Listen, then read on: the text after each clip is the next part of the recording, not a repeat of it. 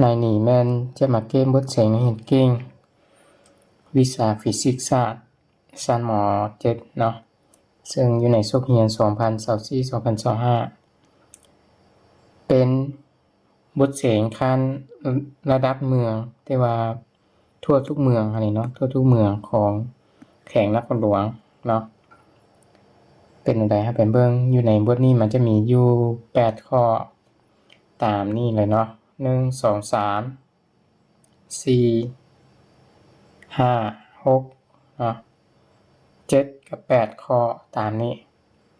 เราจะไปแก้ข้อที่1ตามแต่ละข้อไปเลยเนาะอยู่ในข้อที่1ตามในนี้ข้อที่1เพิ่นให้มาแม่น2สายนานไฟฟ้าสื่อเนาะแล้วก็ยาวบ่กำหนดซึ่งยาวหั่นบ่กำหนดว่ายาวเท่าใดอันนี้เนาะแต่ว่าวางขนานกันในอากาศระยะห่างระหว่างสายประมาณ6สังตีเนาะเป็น d เท่า6สังตีแล้วก็มีกระแสไฟฟ้าแล่นผ่านแม่น I1 เท่า1อัมเปร์ I2 เท่า2อัมเปร์และทิศกระแสไฟฟ้าก็คือมีทิศกลางข้างกันเนาะมีทิศกลางข้างกันจงซอกหาหรือว่าจงกำหนดเนาะจงกำหนดจุดมีควรสะท้อนแม่เหล็กรวมเท่า0ก็คือตัวผลบวกหรือว่าผลรวมของแม่เหล็กแทง2สายไฟหั่นเท่า0และนี่อาจารย์ก็จะไปวางเกี่ยวกับสิ่งที่ฮู้ก่อนเนาะเงื่อนไขก็คือเราจะมี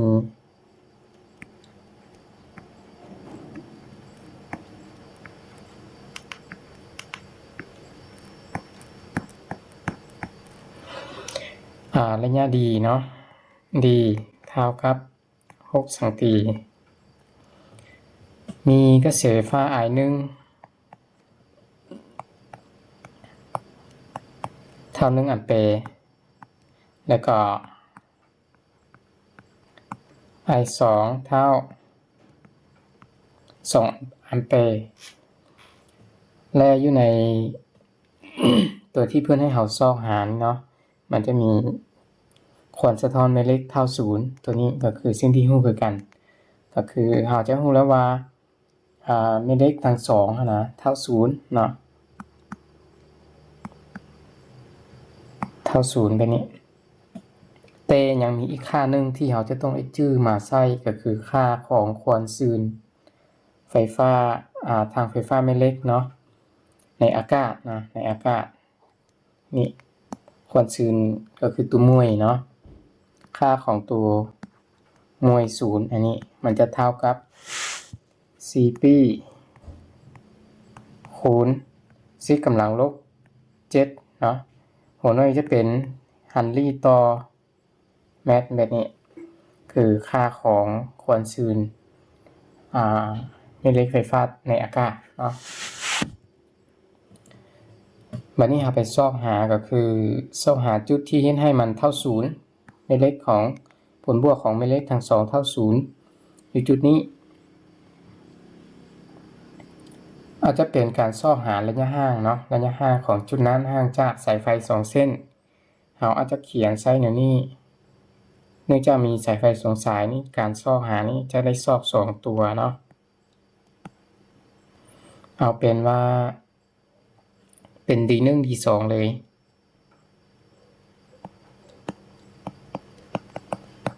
D1 เท่าไหร่กับ D2 นี่เท่าไหร่คือระยะห่างของทั้ง2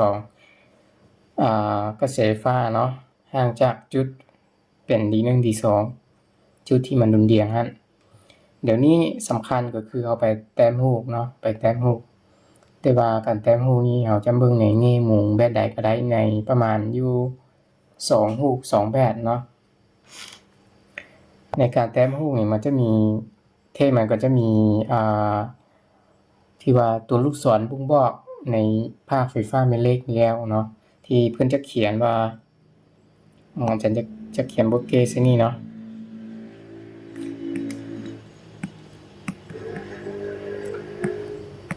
อันนี้เป็นบทแก้เพื่อนจะเขียนมาว่าถ้าเป็นเครื่องหมายเนาะเครื่องหมายหมายคูณไปนี้มันจะเป็นทิศเนาะทิศ C เข้าเวลานี้ถ้าอยู่ในหน้าเจียเราเขียนว่าทิศที่เข้าหน้าเจียเนาะแบบนี้แต่ถ้าเป็นตัวเครื่องหมายจำๆง่ายๆอย่างนี้แล้วก็ขีดมนๆอันนี้จะเป็นทิศซีออกเนาะ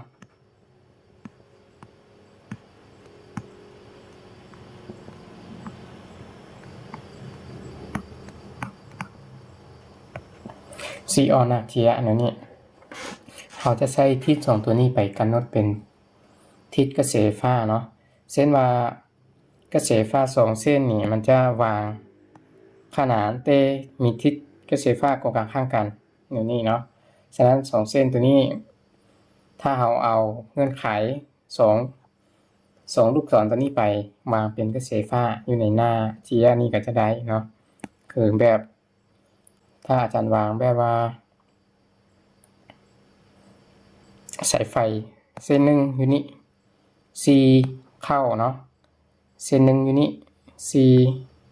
C ออกก็คือมันมีทิศกลางข้างกันอยู่แล้วเนาะ C เข้านาเจียกับ C ออกนาเจียเวลานี้นะมีทิศกลางข้างกันอยู่แล้วจะหมายเป็นตัว I ใช่เนาะ I หนึ่งสายไฟเส้นที่หนึ่งอันนี้สายไฟเส้นที่สองแบบนี้เนาะแล้วก็มันจะอยู่ในจุดสายไฟเส้นที่หนึ่งนี่มันจะอยู่ในจุด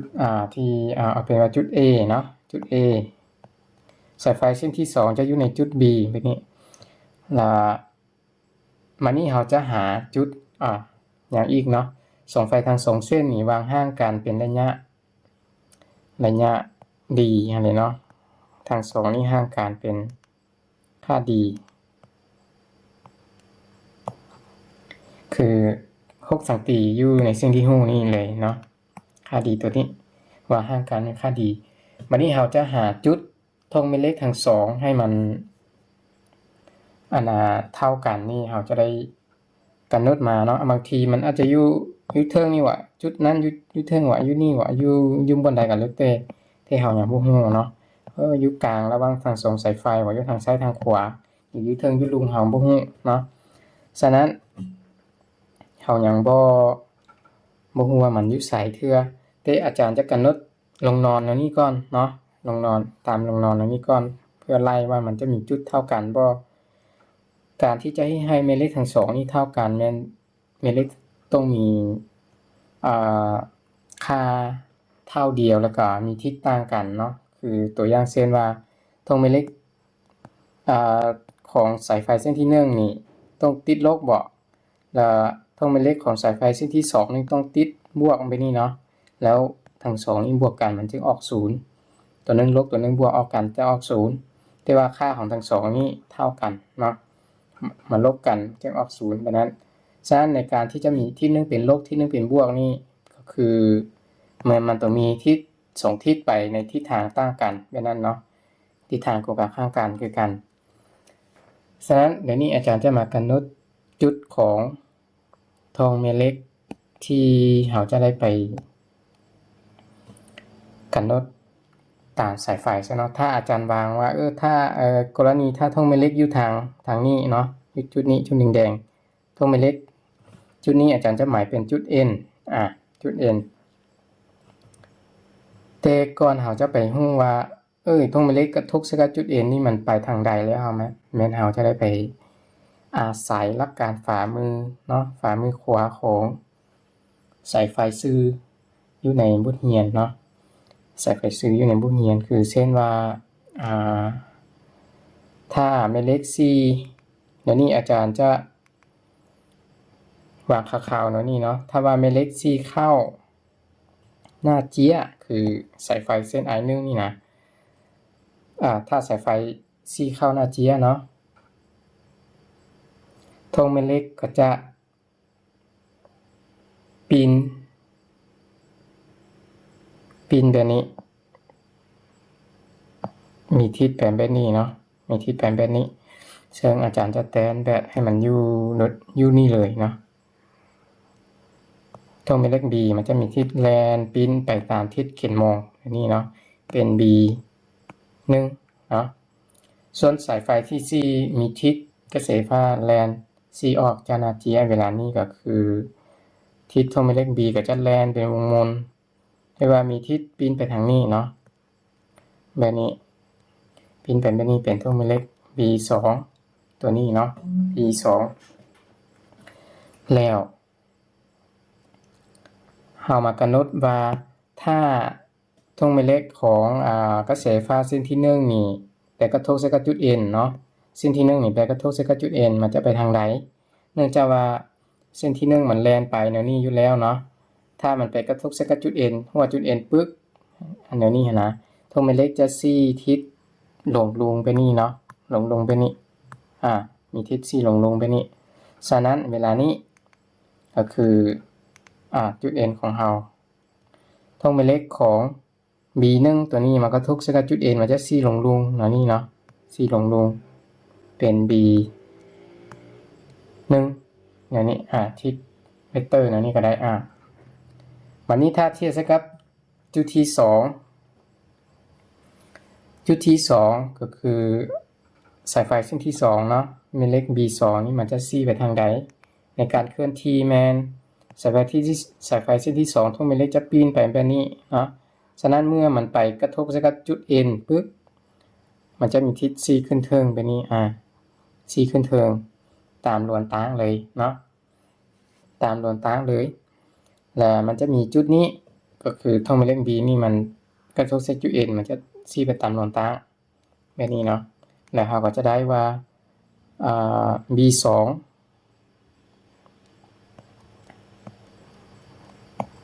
ซี่ขึ้นเทิงแบบนี้เนาะทั้ง2ซี่ในทิศทางกข้างกันก็คือมีโอกาสที่ทั้ง2จะลบกันแล้วออก0แสดงว่าจุด N อยู่ทางนี้แมนมีโอกาสที่ธงแม่เหล็กจะเท่า0เนาะแต่อาจารย์ยังบ่ไปเก้คืออาจารย์ยังที่ไปวางอีกจุดหนึ่งก่อนเพื่อเป็นจุดอยู่ระหว่างกลางทั้ง2เนาะอยู่ระหว่างกลางทั้ง2อีก2จุดอาจารย์จะวางอีก2จุดก็คือเอาเป็นจุดนี้เนาะอยู่ระหว่างกลางทั้ง2จุดสีฟ้าแล้วลึกระยะห่างออกจุดสีฟ้านี้เอาเป็นว่าจุดหมายเป็นตัว A B หมายแล้วเนาะ C จุด C จุด C อีกจุดนึงเป็นจุด C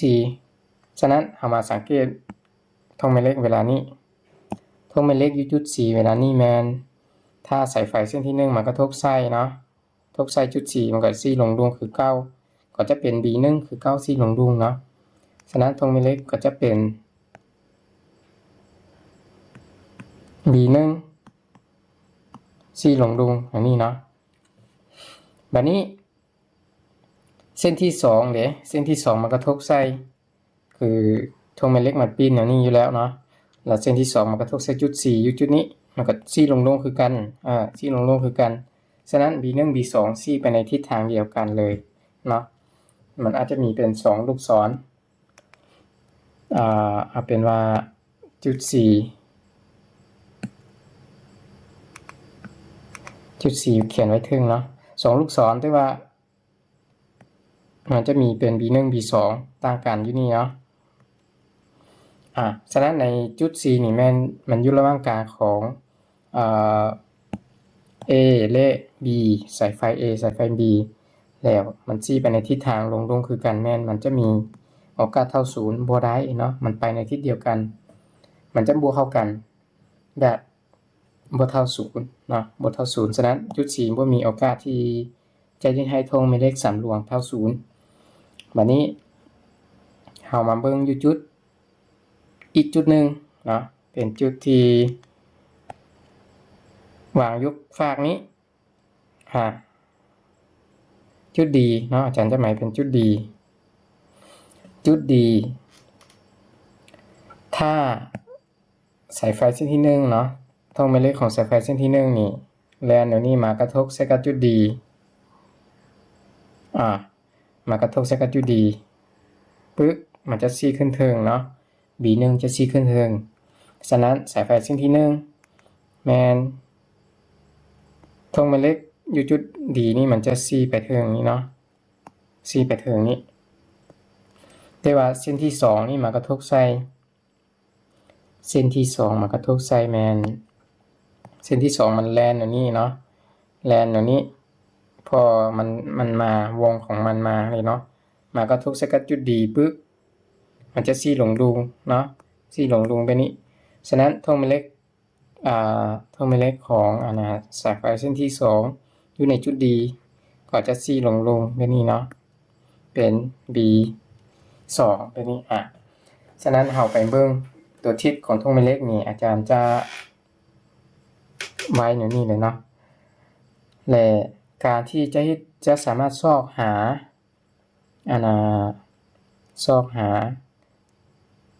ตัว B นี่ให้มันเท่า0เนาะตัว B คือตัวท่งแม่เหล็กสำรวงควรสะท้อนแม่เหล็กเท่า0แมนมันจะมีโอกาสเท่าได้ก็คือ2บวนเนาะจุด D กับจุด N ทางนี้จุด D กับจุด N เพราะว่าทิศของท่งแม่เหล็กทั้ง2มันซี่ไปในทิศตรงข้างกันเนาะโกงข้างกันถ้าหากกันนดตัวนึงบวกตัวนึงก็จะลบเนาะตัวนึงก็จะลบไม่นี้ตัวนึงบวกตัวนึงก็จะลบเครื่องหมายบวกลบจะโกงข้างกันเนาะแบบนั้นเนาะแต่ว่าตัวยูจุด4นี่แมนแม่เหล็กทั้ง2ซี่ลงคือกันถ้าหากกันนดบวกอยู่ทางลงทาง2ก็จะบวกลบทางลงทาง2ก็จะลบแบบนั้นเนาะฉะนั้นเวลาเอามาบวกกันมันจะบ่ออก0แน่นอนฉะนั้นจุด4คืออยู่ระหว่างกลางของสายไฟ สายที่ไฟเส้นที่1เส้นที่2นี่มันบ่มีจุดที่จะให้แม่เหล็กเท่าแม่เหล็กแมนเท่า0ได้เนาะฉะนั้นโอกาสก็จะเป็นจุด N และจุด D เฮาคิดมาตรงนี้ก็คือฮุกนี้มันจะยาวไปเติบเนาะฉะนั้นในนี้เราก็จะมาแก้เนาะก็คือจะมาแก้เขียนสูตรอาจารย์จะมาแก้จุด D ก่อนแล้วเราค่อยมาแก้จุด N ถ้าแก้จุด D บ่ออกเราก็ค่อยมาแก้จุด N ก็ได้เนาะ2จุดนี้จุดใดจุดหนึ่งตรงถือฉะนั้นเดี๋ยวนี้มาวางระยะห่างก่อนเนาะระยะห่างแมน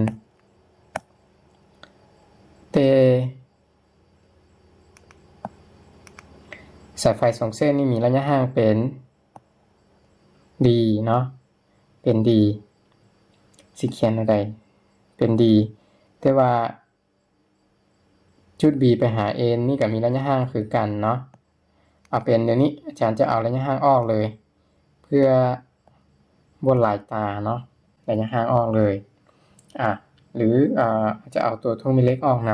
ำเบนนี้โอเคบ่เนาะเบนนี้เห็นโอเคกว่าเห็นตรงนี้โอเคกว่าแล้วก็สำคัญแม่นให้เฮาฮู้หรือว่าเข้าใจว่าสายไฟเส้นที่1กับเส้นที่2นี่อยู่ตามหน้าเพียงนอนตอนนี้เนาะอาจารย์จะวางตามหน้าเพียงนอนเลยแบบนี้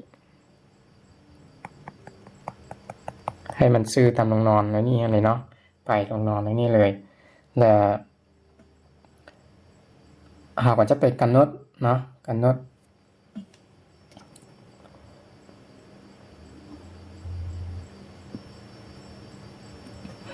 โดยที่เราจะเอาตัวแม่เหล็กอยู่อันนี้เนาะ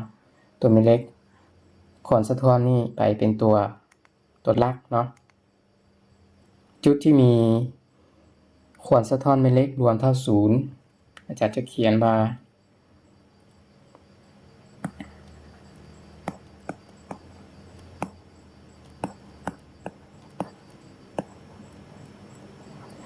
จุดที่มีความสะท้อนเนาะแม่เหล็กเท่า0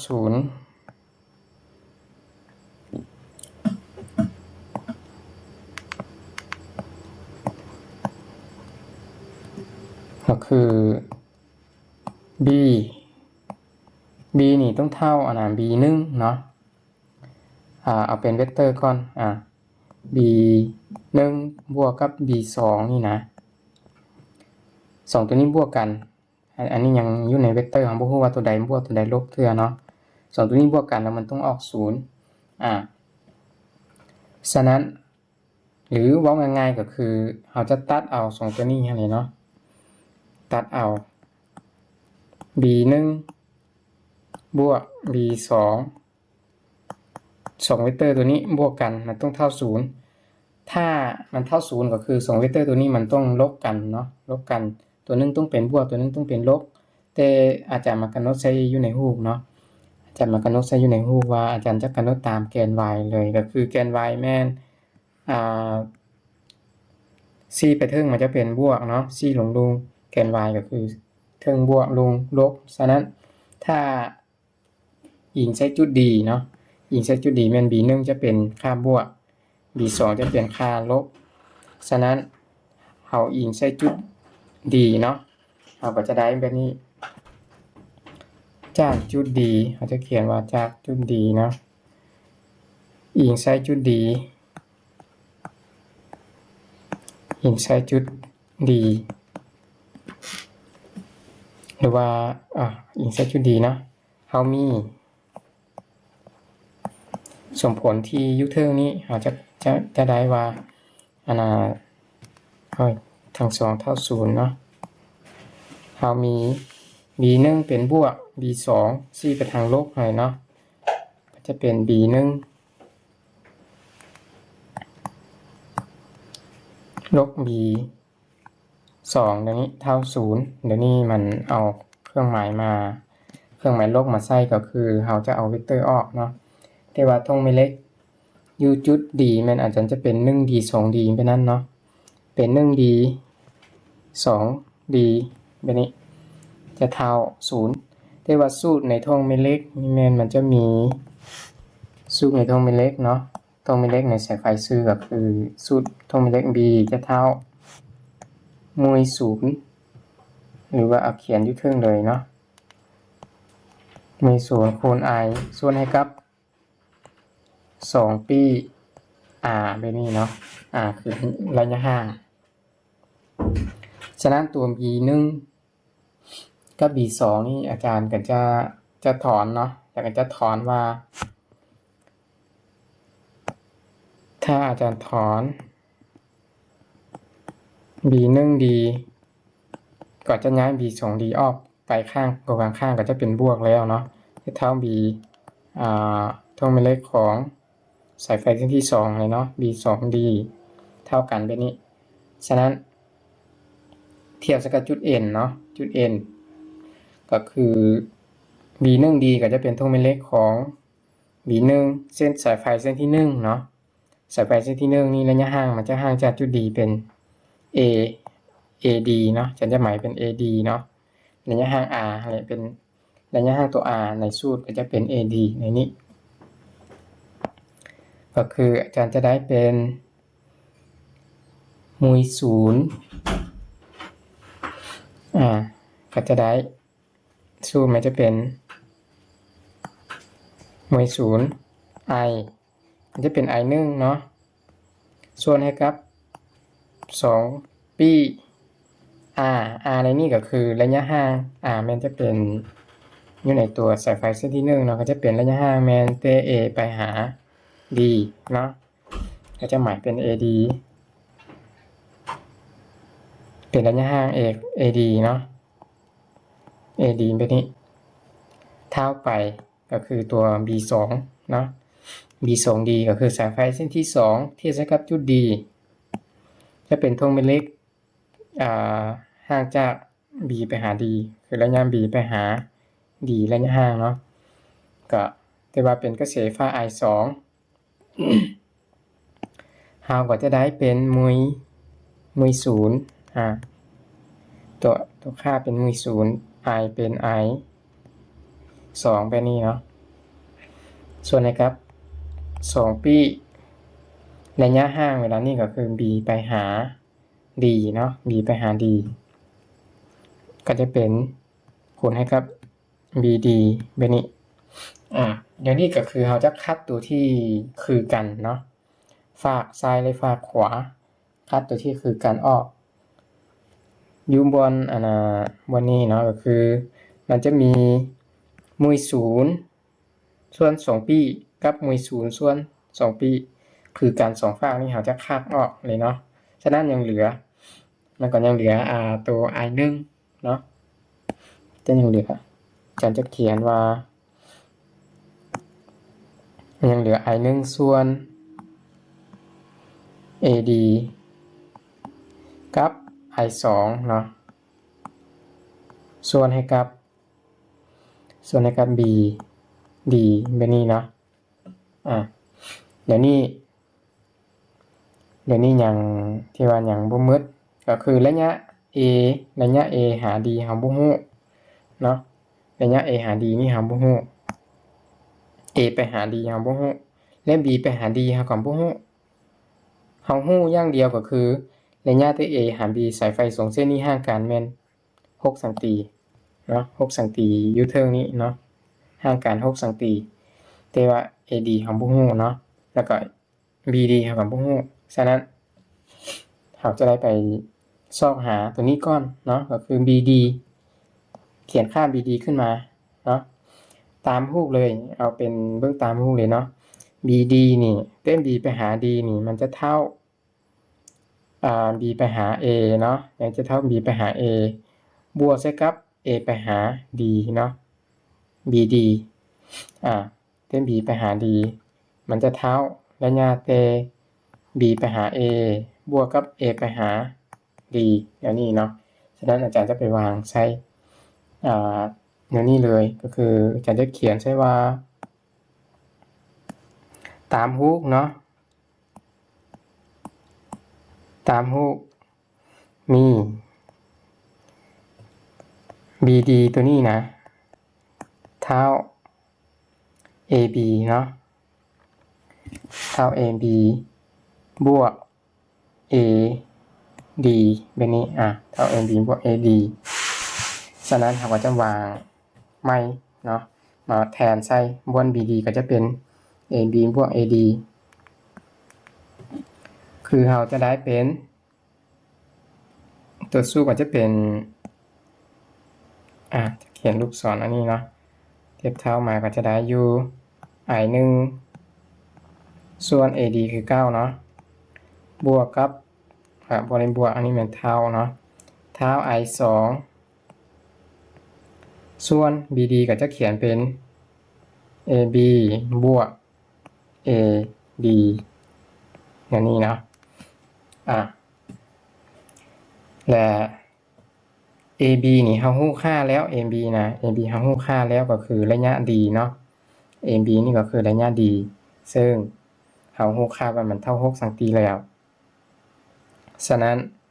ในนี้แมนอาจารย์จะเขียนว่า ab ก็คือระยะ d เนาะ ab ก็คือระยะ d คือเท่า6 สังตีในสิ่งที่ฮู้อะไรเนาะฉะนั้นเฮาชอบหาก็คือเดี๋ยวนี้เรามีi1 i2 ละแล้วก็ ad บ่ฮู้เนาะ ad บ่ฮู้มี2ตัวอยู่2บนเนาะ ab นี่ฮู้แล้วฉะนั้นเราซอก ad เนาะเวลานี้เราต้องถอน ad เฮ็ดได้ให้ถอน ad ได้ก็คือเราจะได้คูณกล้วยกันเนาะคืนผู้รวมคูณฝากสลับกันแบบนี้ถึงคูณรวมคูณถึงเนาะ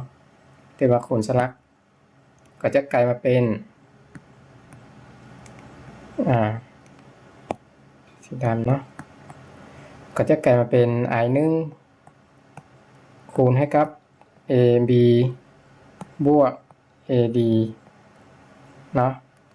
ab บวก ad เท่ากับ i2 คูณ ad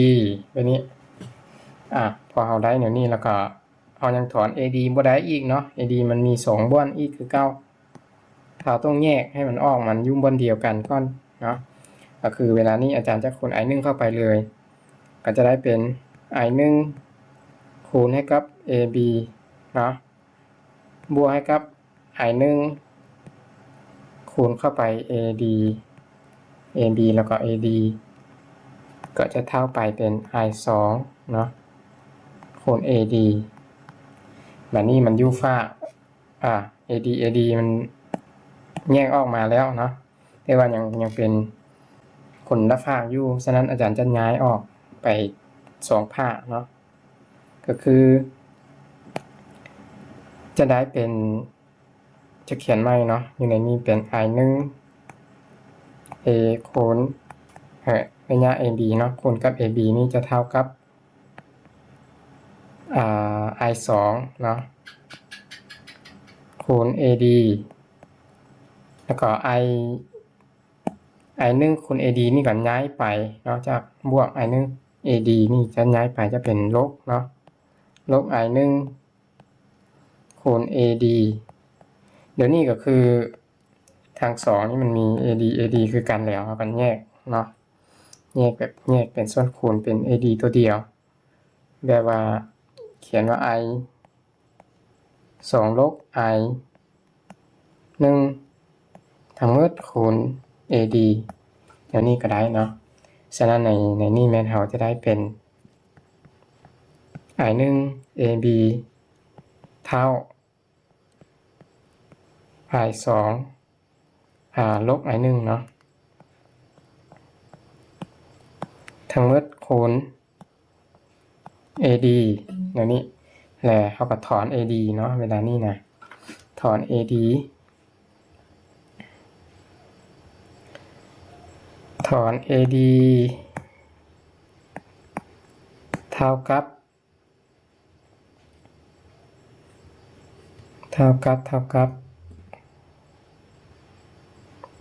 i1 คูณ ab ส่วนกับ i2 ลบ i1 เนาะเดี๋ยวนี้จะเท่าไปอีกแทนค่าเลย i1 ก็จะออก1อัมเปร์เนาะในสิ่งที่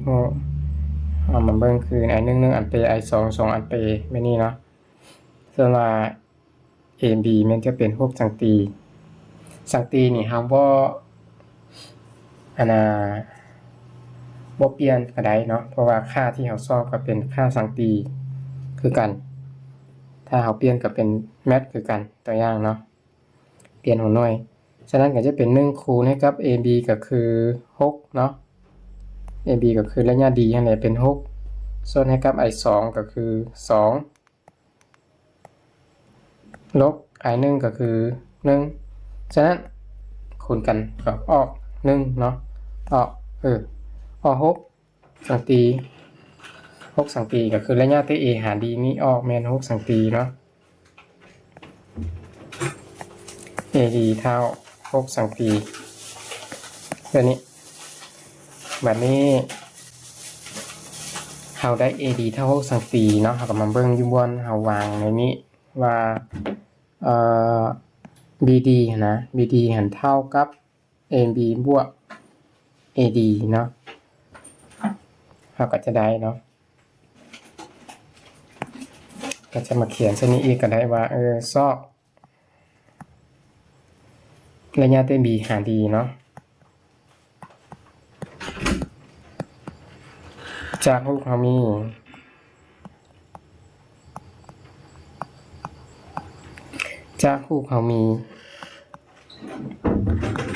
bd เนาะเท่าab ลบให้กับ ad นี่เนาะคือตัวสีฟ้าอยู่เท่านี้นะ ab บวก ad บวกเป็นลบเนาะเป็นบวกเนาะฉะนั้นก็จะออกเป็น ab ก็คือ6อยู่แล้ว ad มัน6อีกก็จะออกเป็น12เนาะ12มันออกเป็นค่าบวกคือกันแสดงว่า d นี่เป็นเบื้องที่ถูกต้องแล้วเนาะ d เป็นเบื้องที่ถูกต้องแล้ว bd เวลานี้ออก12สังตีความหมายคือเวลานี้เราจะซอกหาระยะห่างของตัวนี้แมนสำคัญ2จุดนี้เนาะ2จุดก็คือ ad กับ bd เนาะคือสายไฟเส้นที่1นี้ห่างจาก d เท่าใดกับสายไฟเส้นที่2นี้ห่างจาก d เท่าใดเนาะเท่านั้นเราซอกหาระยะห่างของทาง2นี้ห่างจาก d เท่าใดเนาะ แล้วเราจึงจะรู้ว่ามันอยู่ไกลเท่าใดจาก2สายไฟ2เส้นอย่างนี้เนาะฉะนั้นดีมันจะออกค่าคือตัวนี้แต่ว่าลงไปซอกเอ็นเบิ่งอยู่จุดเอ็นเพราะว่ามันก็มีเม็ดเล็กทั้ง2เบื้องเนาะทั้ง2เบื้องคือกันอยู่จุดนี้เราจะมาต่ออยู่จุดดีก่อนจุดดีว่าจุดขวดสะท้อนเม็ดเล็กสำรวมเท่า0ห่างจากสายนานไฟฟ้าI1เนาะตอบ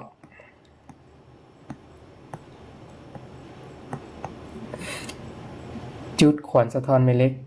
สำรวมเนาะ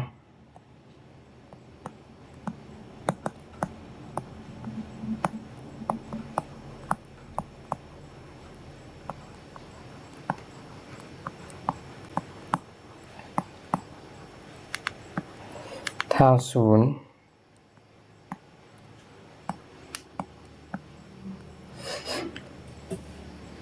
ห่างจากสายนานไฟฟ้าI1เนาะ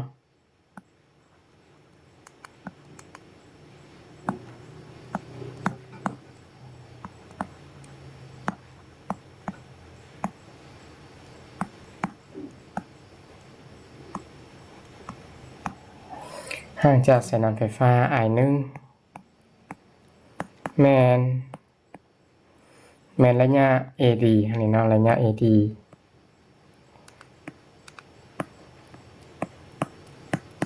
เท่า6สังตี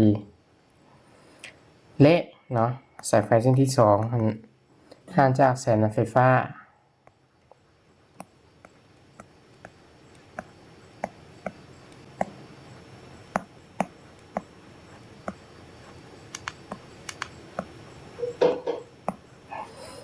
I2แมน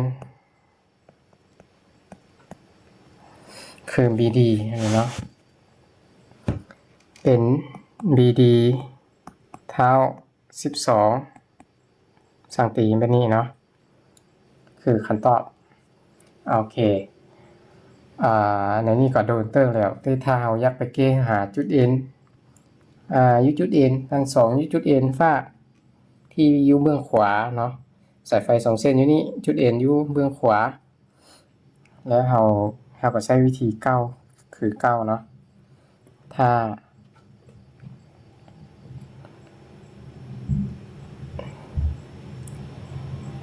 ใช้วิธีเก้าเลยก็คือ B1 เท่า B2 อาจารย์จะเก้ย่อๆอยู่ในจุด N ตัวนี้เนาะคือแบบนี้อาจารย์จะวางว่าอิงใช้จุด N เฮามีเนาะอันนี้เป็นตัวแบบกรณีอยู่จุด N ที่ใช้คันตอบมันก็สุกสันนี่แหละแต่ว่าถ้าเราอยากเก้อยู่จุด N เราไปเก้ลงเบิ่งว่ามันจะถึงบ่เนาะอิงใส่จุด N เฮามีเนาะก็จะเป็นทงเมเล็กก็เท่า0คือกันก็จะเอาว่าทั้ง2ต้องเท่า0เป็นนี้เนาะทงเมเล็ก B เท่า0นี่มันจะเป็น B เดี๋ยวเอาเป็นเบื้องก่อนมาทิศมันเป็นอะไรทิศทางเนาะถ้าเอากำหนดคือลูกศรเก้าซี่ทึ่งมันจะเป็นบวกซี่ลุงมันจะเป็นลบ B2 จะเป็นบวกแทนเวลานี้เนาะแล้ว B1 จะเป็นลบเนาะ B2 เป็นบวก B1 เป็นลบฉะนั้นตัว B1 ก็จะเป็นลบ B1 บวก B2 เป็นนี้เท่า0เป็นนี้อะไรเนาะแต่แนวใดก็ตามตัว0มันก็ยังคือเท่า9นั่นแหละเราก็เอาจากตัวนี้มาถอน B1 กับ B2 มันก็จะเท่าเดียวเนาะก็จะถอน B1 เท่า B2 อาจารย์จะหมายเป็นจุด N เนาะ 1N กับ 2N แบบนี้เทียบเท่าไป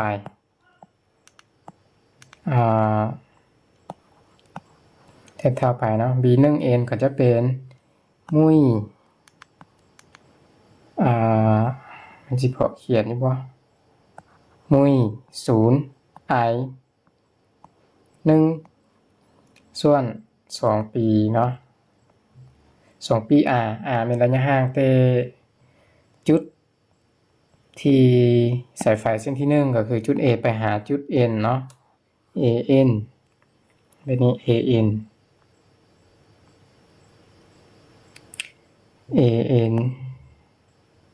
คูณให้กับ AN ระยะห่าง AN เท่าไปจุด B2 ก็จะเป็นมวย0 i จะเป็น i 2เนาะเวลานี้ส่วนให้กับ2ปีสายไฟเส้นที่2นี้ห่างจาก n ก็คือ b เนาะ b ไปหา n จุด b หาจุด n จะเขียนเป็น bn เนาะเป็นระยะ bn แล้วเวลานี้ก็คัดคือ9เนาะมุ้ยกับ2ปีกับมุ้ยกับ2ปีก็ถือว่ามืดข้างคือกันก็คือมืดไปก็จะได้ตัวสูตรใหม่ก็คือจะเหลือ i 2 i 1ส่วนให้กับ an เท่าไป i 2ส่วนให้กับ bn แบบนี้เนาะแต่ว่า an bn บ่ฮู้ค่า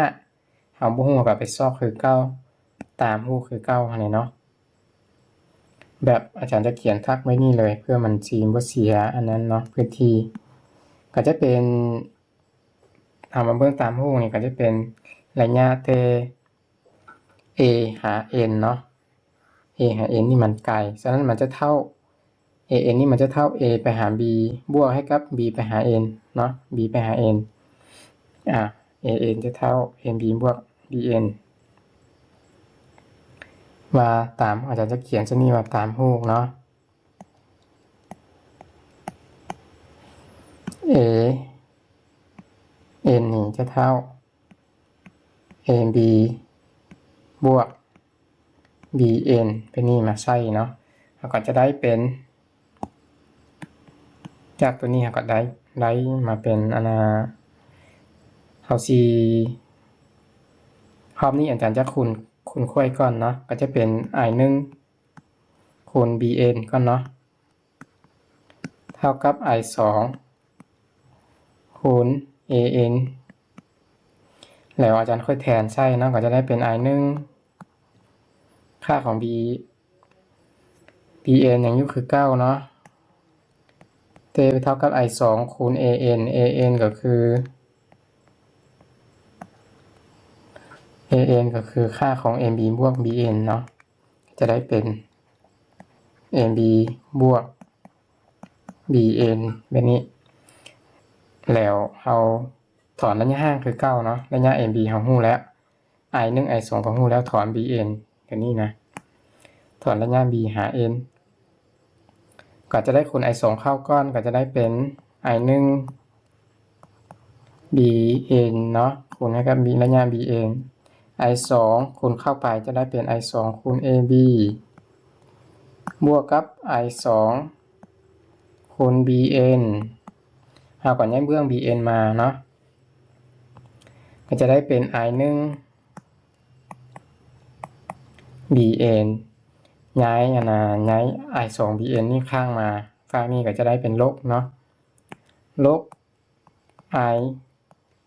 2 bn เท่าไป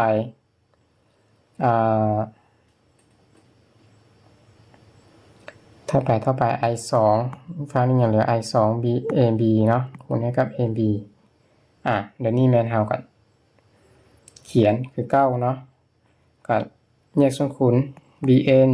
แยกออกมาจะได้ i 1ลบ i 2เท่าไป i 2คูณ a b แบบนี้แล้วนี่เราถอน bn ได้เนาะถอน bn เท่าไปก็จะเท่าเป็น i 2คูณ ab ส่วนให้กับ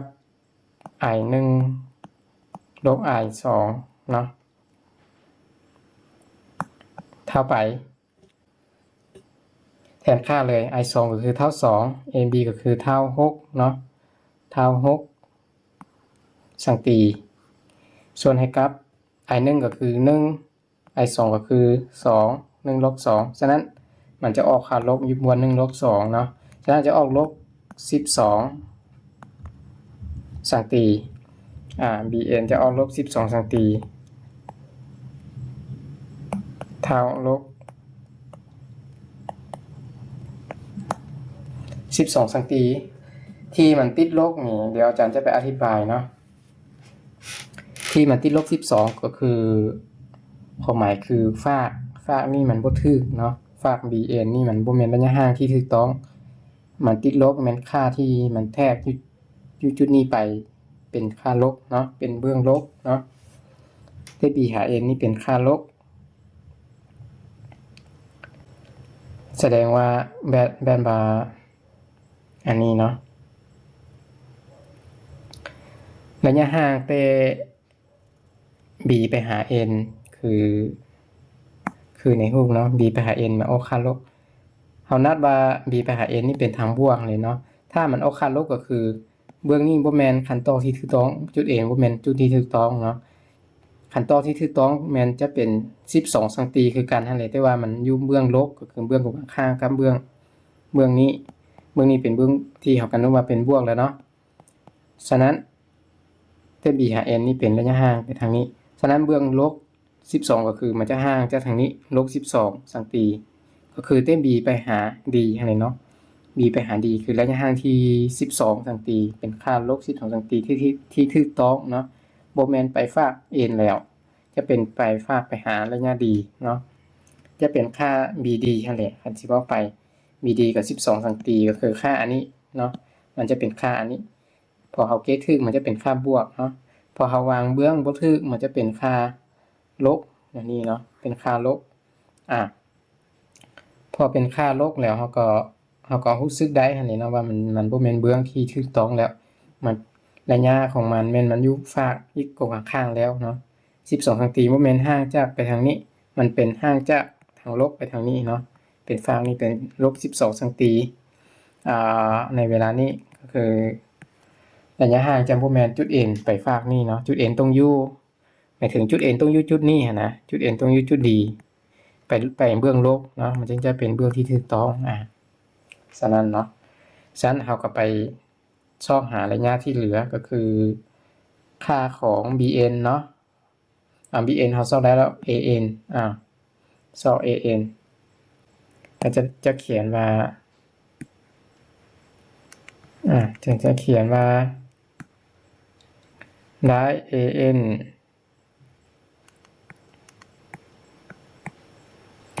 จะเท่า ab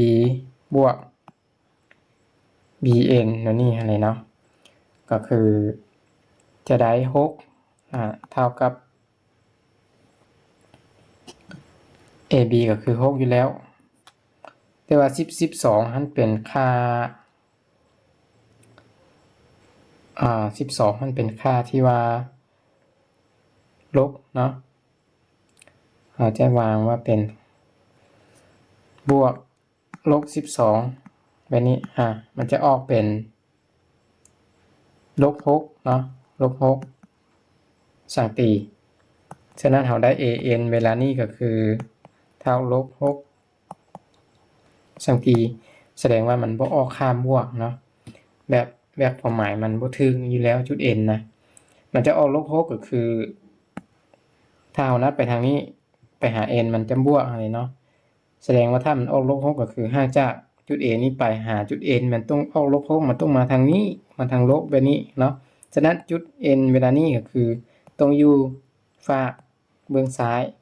จึงถูกต้องเนาะความหมายก็คือจุด D ที่เฮาเกตทำ is แม่นจุดที่ถูกต้องอยู่แล้วเฮาบ่ต้องไปเกตจุด n แม่นจุดที่บ่ถูกเนาะถึงเฮาจะไปเกตว่าจุด n อยู่จุดนี้ให้ทงเป็นเลขเท่า0แต่ว่าเฮาวางไว้นี่อยู่แต่ว่าระยะห่างที่เฮาเกตออกมามันติดลบก็คือมันจะบอกว่าจุดนี้บ่แม่นจุดเท่า0จุด n อยู่จุดนี้บ่แม่นจุดที่จุด n จะอยู่ก็คือเฮ็ดให้ตรงเลขทั้ง2นี้ลบกันเท่า0แม่นจงเป็นจุด มาทางโลกตามระยะห่างที่เฮาซอกได้ค่าโลกมาอะไรเนาะที่ทั้ง2นี้เอาค่าโลกก็จะประมาณนี้เนาะฉะนั้นอยู่ในข้อ1เป็นไปได้เฮาแก้ทั้ง2วิธี2แบบเนาะว่าตัวใดเป็นบวกตัวใดเป็นลบเฮาก็เอาตัวบวกให้เป็นค่าที่ถูกต้องอันนี้เนาะตัวลบเท่กับแม่นคือกันแต่ว่ามันจะเป็นทิศตรงข้างมันจะบ่งบอกเครื่องหมายลบจะเป็นตัวเครื่องหมายที่บ่งบอกว่าทิศตรงข้างจึงเป็นที่ถูกต้องเนาะแบบนี้ฉะนั้นอยู่ในข้อที่1เนาะข้อที่1ก็คือไฟฟ้าแม่เหล็กคำถามบ่ยาวแต่ว่าการอธิบายรูปหรือว่าตัวสู้นี่มันจะยาวเนาะสำคัญก็คือเราเข้าใจตัวรูปก่อนถ้าเราเข้าใจตัวรูปแล้วเราไปแต้มเนาะแต้มรูปได้มาแต้มรูปได้มาก็มาวางโดยอิงใช้เงื่อนไขของคำถามนี่เนาะว่า b รวมนี่เท่า0ก็คือ b รวมก็คือเอา b1 b2 นี่มาบวกกันอันนี้เท่า0เอาเงื่อนไขตัวนี้มาเก้ไปซอกหาระยะห่างว่าจุดใดเป็นจุดเท่า0ก็คือจุดทั้ง2นี่ห่างกันเท่าใดเนาะจุดที่สายไฟฟ้าเส้นที่1ห่างกัน6สังตีไปหาจุด D อันนี้เนาะเอาวางเวลานี้เอาวางเป็นจุด D แล้วก็จุดที่ B ไปหา D นี่12สังตีทั้ง2สายไฟเนาะอันนี้เป็นสายไฟฟ้า I1 ส่วนอันนี้เป็นสายไฟฟ้า I2